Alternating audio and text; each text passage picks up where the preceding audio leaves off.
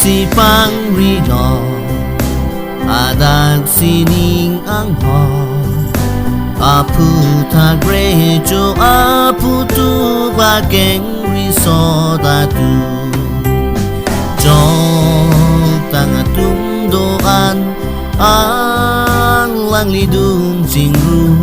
mo kay lita do long po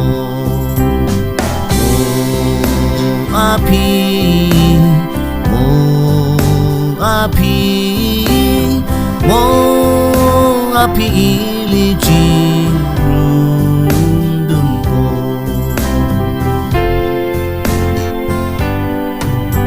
alang litung te a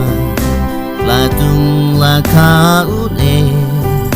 rejo ajin odre pensi kero alun do jong tanga tung doan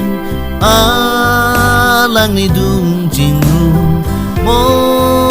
kay lita do dung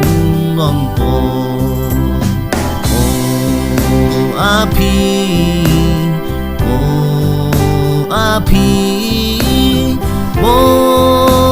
ili jingru dung po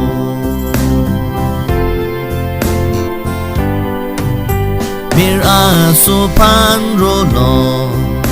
lantung panti aba alang vidor so pen ajo kutup jitu breblo jong tanga tung doan alang ni dung jingru mo kay lita do dung ngong po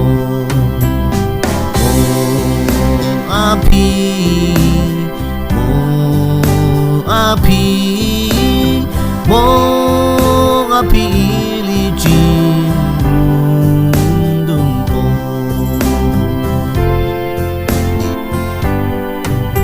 kang hon pen o karjong neli rabdung tati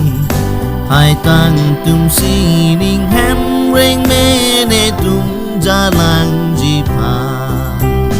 jong tang atung doa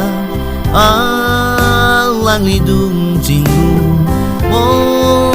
kay lita do dung ngong po